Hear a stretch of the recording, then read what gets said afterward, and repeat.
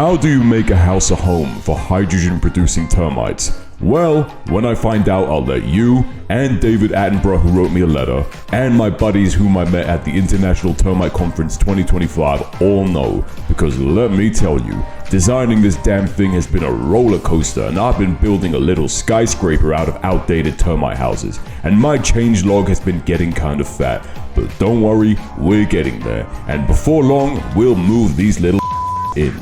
So, let me walk you through the enclosure so far, like a behind-the-scenes episode of MTV Cribs, who, by the way, better reboot the show and hit me up when this thing is done. Anyway, the house right now is a 3D printed enclosure made of PLA, with the following features. Number 1.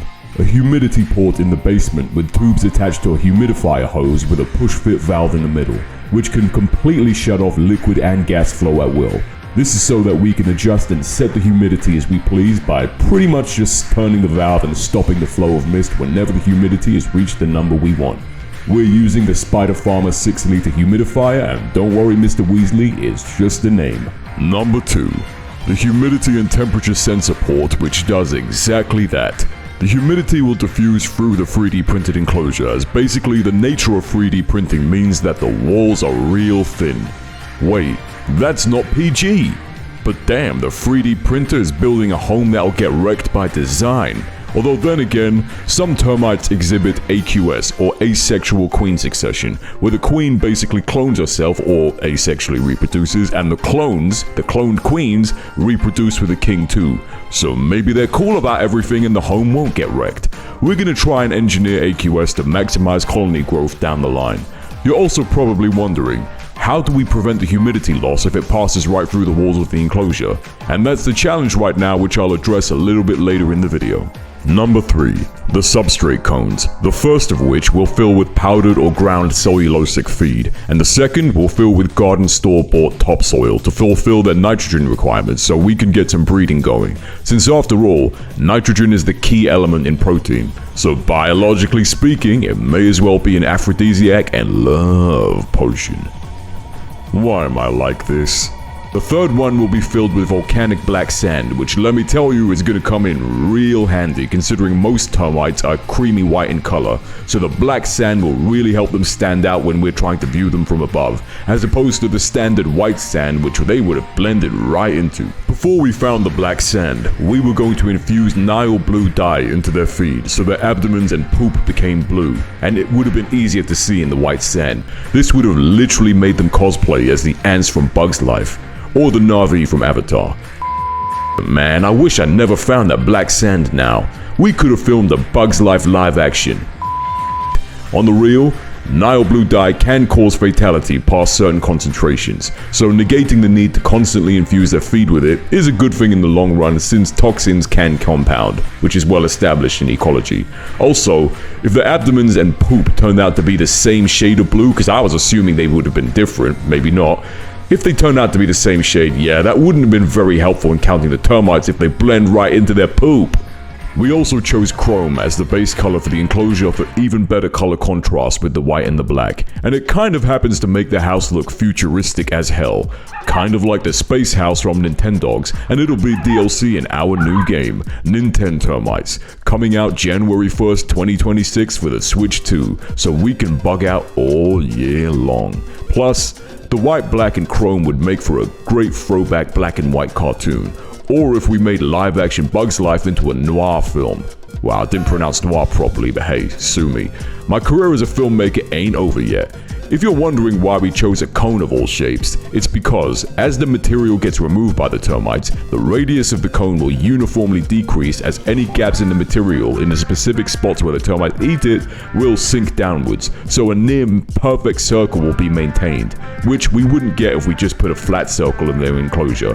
Nothing crazily complicated, just good old math. With these cones, now I've invented Baskin Robbins for termites. I'm unbeatable, y'all. Ben & Jerry's made fish food, now I'll do them one better and make termite food. Speaking of visualizing. Number 4. A laser-cut acrylic viewing window on the top, fastened with dowel pins and aluminum tape. Yeah, I said aluminum instead of aluminium because I'm a traitor to the United Kingdom. Muhahahaha! The termites are very unlikely to climb the acrylic upside down and climb into the tubes, but even if they do, thanks to the valves, they ain't going nowhere. Number 5. Wide and narrow lounges, which we call the ground floor and the first floor, where the wide one can fit the termite test tube, so we can pretty much just place it in and let them come out at their own pace without stressing them. And the narrow one is about 4.5 millimeters high, as termites are phygmotactic, which means they need enclosed spaces to feel psychologically unstressed. Number 6. Finally, and most importantly, the termite toilet. No, seriously. I learned at the termite course this year that the biggest challenge in the long-term sustenance of captive termite colonies is waste removal, because they're not dirty pigs like people think, and even pigs aren't actually dirty. Except Ganondorf from The Legend of Zelda. Him. When termites walk all over it, they force a mixture of sand/soil and poop through, and the section will connect the ground floor and the first floor, which will basically force them to walk across it as they traverse floors to get food and tend to the queen. Beneath the latrine is a circular slide connected to an outlet where we can collect those sandy droppings.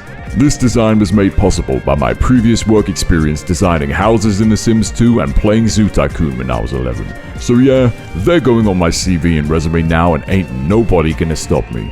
So now, if a company asks me for unreasonable amounts of work experience which basically equate to working when I was just a kid, I'll be covered. But seriously though, shame on companies who do this. Give graduates a damn chance, man. There are some talented and hungry candidates out there who will lap up the work experience in no time if you actually let them. Anyway, back to designing. The design challenges aren't over yet. The thing I'm having trouble with right now is getting the enclosure to retain humidity, as 3D printed enclosures aren't very dense by design. I used a chemical sealant called Diketol, but even after I used it, a little bit of water passed through one of the enclosures, so it didn't do the trick and probably would have left a chemical smell to the termites which would have really stressed them out. And if it let water through, it would have let the hydrogen whoosh right out, since hydrogen is the smallest molecule out there. So, what am I going to try next? I'm going to wrap the whole thing in some PVDC cling film, like a big termite hydrogen house sandwich. PVDC is one of the most gas impermeable plastics available and is largely discontinued in the West, so I had to buy some from Japan. PVDC really is the AC/DC of plastics, baby, a real rock and roller. I am glad that this 3D printed design is going somewhere and that I didn't have to spend thousands on the Bioorb Earth 125. You may also be wondering what happened to the Calatermes flavicollis we got back in March. Yeah, well, in the interest of honesty, one of you sons of ask me how I feel. Yep, the termites we have now are Coptotermes formisanus, which are actually breeding, so we're doing better this time. Good thing I went to the International Termite course then. The course was in Fort Lauderdale, Florida, which was a pretty good compensation for GTA 6 being delayed by a whole year. I witnessed some gang warfare between some termites and orb weaver spiders, and a WWE match between a soldier and worker from 2 different colonies, which we set up. I also went diving to look for some mermaid termites, also known as mermites or termaids, in the Hog Heaven wreck and a nearby reef, but I couldn't find any. Nor did I find any sharks, for better or for worse. I also couldn't find any swamp termites in the Everglades, and I didn't find Shrek either. But hey, at least Florida Man didn't find me. I did find Spider-Man though. I always wondered how he got around without the tall buildings. To close the video, here's some numbers that I crunched. Based on data available right now, a 14 cubic meter box, or a 2x2 by 3.5 meter box, housing 4.2 million Samotermes hebostoma, also known as sand termites, all fed on an antibiotic-infused diet, can produce around 30 kilowatt hours of energy per day, enough to power an average American-sized house. Obviously, this is all subject to a lot of assumptions, but really does highlight the immense potential that termite hydrogen has.